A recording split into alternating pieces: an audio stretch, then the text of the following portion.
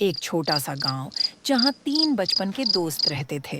अरुण, सीमा और मोहन। अरुण, जो हमेशा से ही हिम्मत और समझदारी का प्रतीक था, एक छोटे से दुकान का मालिक था। सीमा, जो गांव की सबसे प्यारी और खुशमिजाज लड़की थी, हमेशा लोगों की मदद करने के लिए तैयार रहती थी। मोहन, जो गांव के सबसे शांत स्वभाव का लड़का था, बहुत समझदार और गंभीर था। इन तीनों की दोस्ती बचपन से ही बहुत गहरी थी। एक दिन अरुण ने सीमा और मोहन को गांव के बाहर एक पुराने पेड़ के नीचे मिलने के लिए बुलाया। तीनों दोस्त वहां पहुंचे और उन्हें देखकर एक दूसरे के चेहरे पर मुस्कान आ गई। क्या बात है अरुण? मोहन ने पूछा। यार, मैं सोच रहा था कि हम बचपन में कितनी मस्ती करते थे। क्यों ना आज भी एक साथ बैठकर कुछ पुरानी यादें ताज़ी करें। तभी सीमा हंसी और बोली। तुम्हारी बातों में तो हमेशा कुछ न कुछ खास होता है। ठीक है, चलो बैठते हैं। तीनों दोस्त उस पेड़ के नीचे बैठ गए और अरुण ने एक पुरानी कहानी सुनानी शुरू की जो उन्होंने अपने बचपन में सुनी थी। सीमा और मोहन दोनों ध्यान से सुनने लगे। याद है, जब हम छोटे थे तो हर दिन इस पेड़ के नीचे खेलते थे।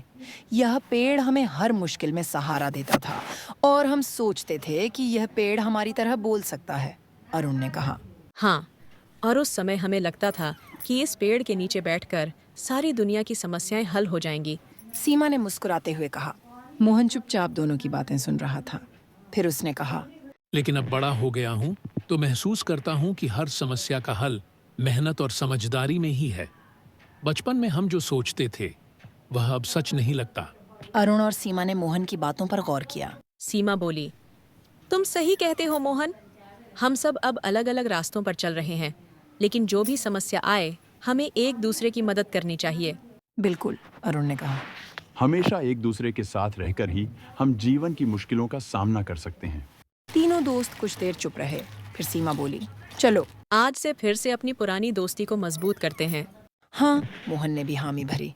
हमेशा एक दूसरे के साथ रहेंगे, चाहे कुछ भी हो।